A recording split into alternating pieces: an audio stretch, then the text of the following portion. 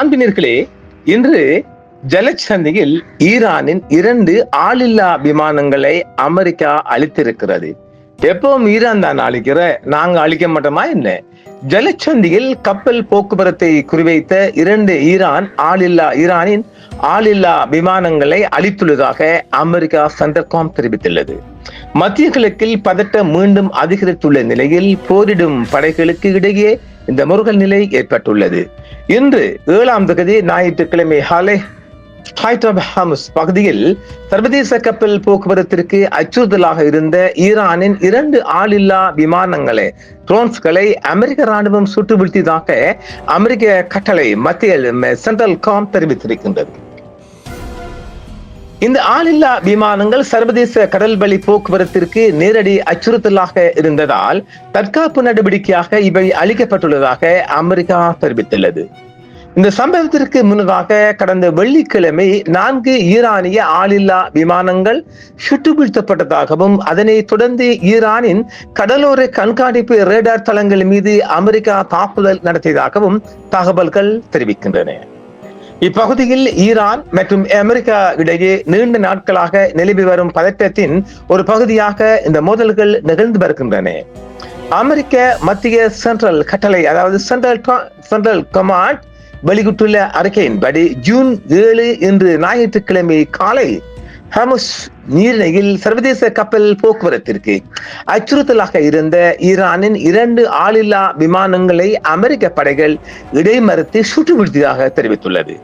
இந்த விமானங்கள் சர்வதேச கடல் பகுதியில் போக்குவரத்திற்கு ஆபத்தாக கருதப்பட்டதால் தற்காப்பு நடவடிக்கையாக அவை சுட்டு வீழ்த்தப்பட்டதாக அமெரிக்க ராணுவம் அதிகாரப்பூர்வமாக தெரிவித்துள்ளது. நேற்றும் இன்றும் 6ஆம் தேதி 7ஆம் தேதி ஆகிய நாட்களில் மத்திய கிழக்கு பிராந்தியத்தில் பதட்டம் அதிகரித்துள்ளது. முன்னதாக குவைத் மற்றும் பஹ்ரைன் மீது ஈரான் ஏவுகணை தாக்குதல்களை நடத்தியதாகவும் அதற்கு பதிலடியாக அமெரிக்கா ஈரானின் ரேடார் தளங்கள் மீது தாக்குதல் நடத்தியதாகவும் தகவல்கள் தெரிவிக்கின்றன.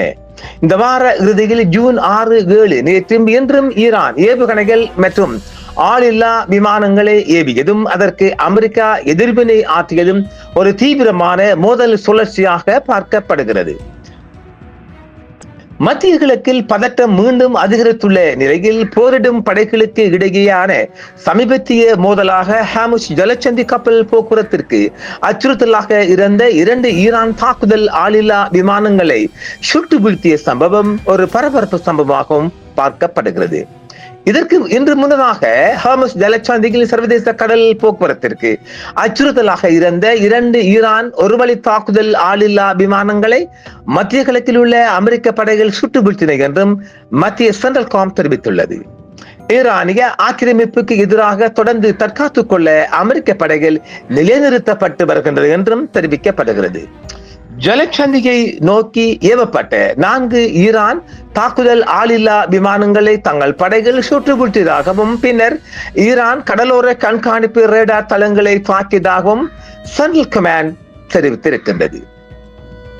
போரை முடிவுக்கு கொண்டு வருவது எப்படி என்பது குறித்து வாஷிங்டனும் தெஹ்ரானும் பல வாரங்களாக மறைமுக பேச்சுவார்த்தைகளில் ஈடுபட்டு வந்த போதிலும் அமெரிக்காவின் நட்பு நாடுகளான பஹ்ரைன் மற்றும் குவைத் மீது சனிக்கிழமை நேற்று ஈரான் ஏவுகணை தாக்குதல்கள் நடத்தியதை தொடர்ந்து பதில் தாக்குதல்கள் அமெரிக்க படைகளால் நடத்தப்பட்டு வருகின்றன சொல்லப்படுகின்றது.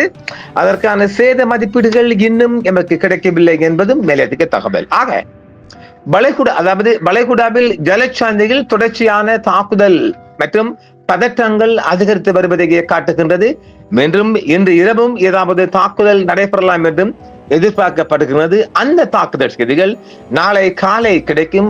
ஆனால் வேறு செய்திக்குள் இன்று மாலையும் சந்திப்போம். நன்றி நேயர்களே. என்றும் உங்களுடன் சன்ரைஸ் இந்தியா டிவி சப்ஸ்கிரைப் பண்ணுங்கள், பெல் பட்டனையும் கிளிக் செய்யுங்கள். உங்கள் ஆதரவே எங்கள் சேவை. ஆதரவு தாருங்கள், அரவணைப்போம். மறக்காம சர்ப்ரைஸ் பண்ணுங்க. தேங்க்யூ.